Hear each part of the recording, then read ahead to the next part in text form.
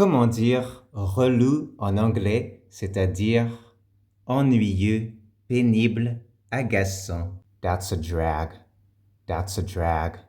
That's such a drag. C'est relou, c'est barbant, c'est pénible. Par exemple, la pandémie dure et c'est relou. Deuxième expression, that's a bummer. That's a bummer. C'est relou. C'est C-O-N. Cela signifie que c'est agaçant ou décevant. That's a bummer. That's a bummer. Je suis dégoûté. C'est relou. Troisième expression familière. That's a buzzkill. That's a buzzkill. C'est relou. Ça casse l'ambiance. Quand quelque chose gâche l'ambiance, ça gâche le plaisir, l'amusement. Your dad is a buzzkill. Ton père est relou. Il est relou. Par exemple, on était en train de faire la fête et il casse l'ambiance. Maintenant, comment on pourrait dire c'est trop relou, c'est grave relou. That's super annoying. That's super annoying. C'est super agaçant. C'est super relou. Voyons à présent de l'argot britannique. Berjaran.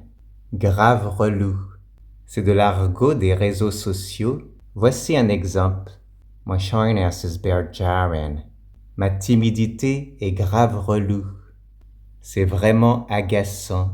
Maintenant, nous allons voir comment dire t'es relou avec moi. T'es relou avec moi. You're bugging me.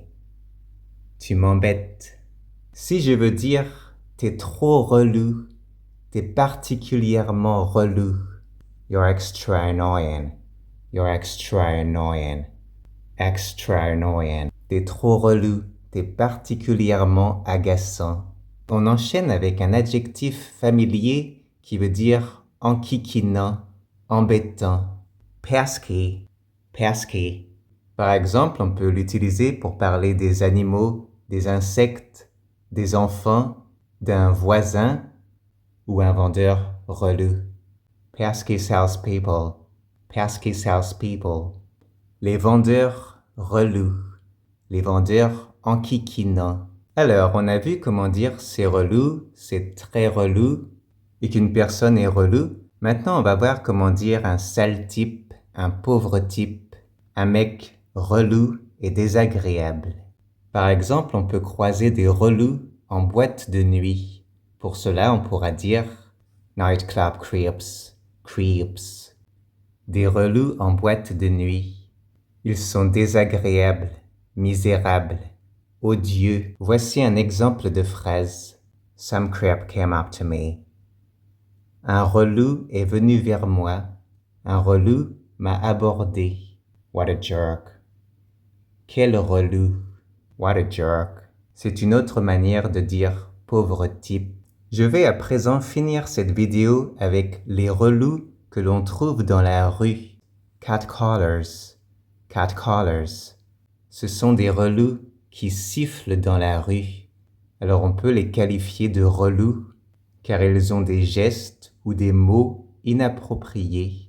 Ils sifflent dans la rue pour interpeller.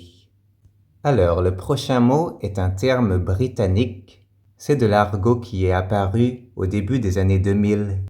Chaggers, chaggers, chaggers. On pourrait le traduire par les relous des assos, c'est-à-dire les relous des associations qui nous demandent de l'argent dans la rue.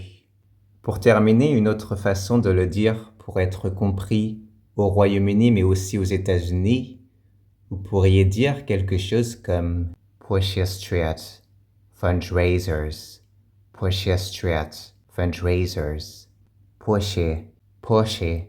Ça veut dire tout simplement qu'ils sont insistants et même agressifs.